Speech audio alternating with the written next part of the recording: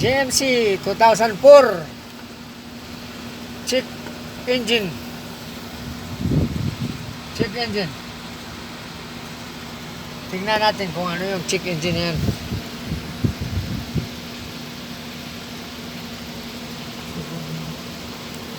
Grid. Alas.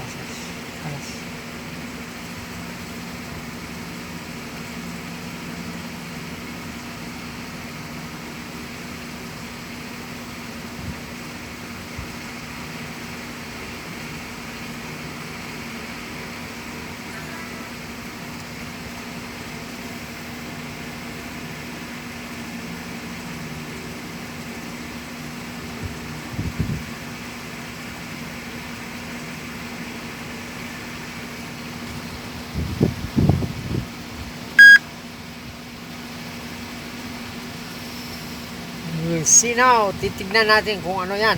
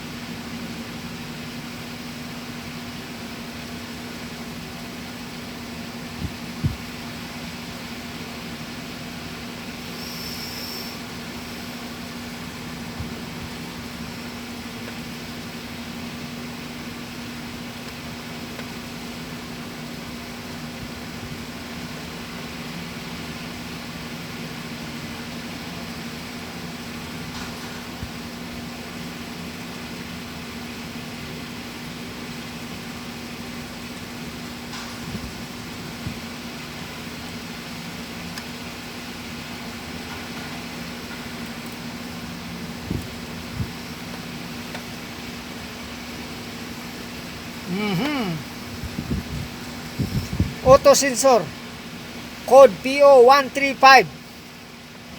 Auto sensor information bank 1. So driver side, yan ang naging problema natin.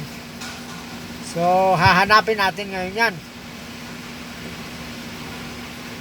Unahin natin muna dito sa makina. Doon sa check engine, nandyan ang check engine dyan, hindi pa umalis. Na tayo sa makina. So hanapin natin. What's that?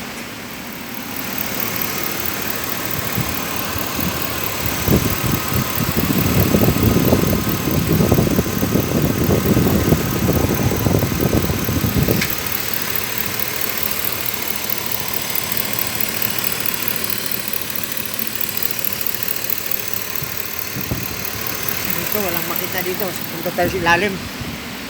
Ilalim ng sasakyan. So, welcome Underworld. Ito, hanapin natin. Ito, sensor 1, bank 1. Aha. Ayun. Ito, yun. Yan, tignan niyo. Tanggal siya, oh. Yan, sensor 1, bank 1. So, ikabit natin. Yan, oh.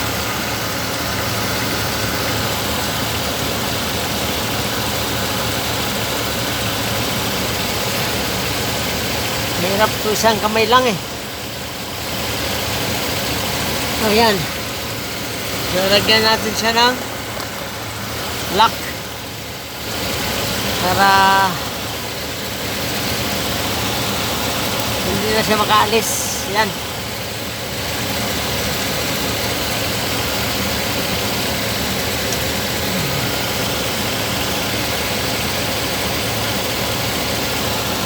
Yan, ha. Yan, sensor 1.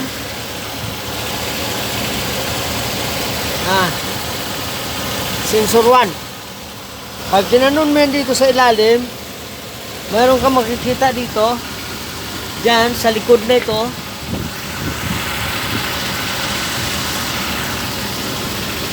Ito yung sensor 2. Wala namang problema.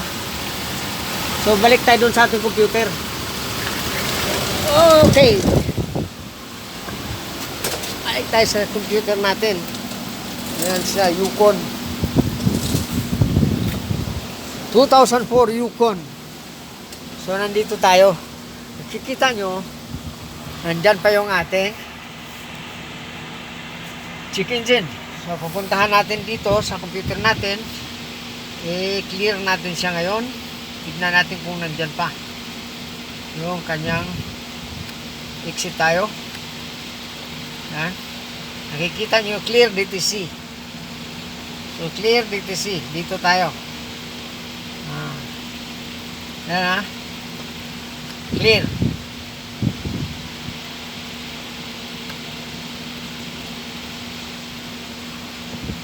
So, pupunta tayo doon sa may tanong dito sa dulo, yes or no. Punta ka sa taas, doon. Yan, yes. So, pag yes mo, balikan mo yung check engine mo, wala na. So, di ba? Madali lang. Madali lang siya. So, wala na siyang check engine. Tapos na yung ating trabaho para doon sa check engine ng GMC Yukon 2004. So, hanapin na lang natin, i-tuning na lang natin siya para magkaroon tayo ng fine tuning.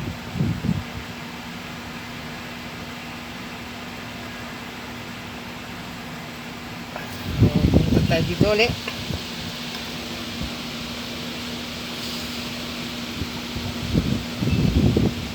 Okay.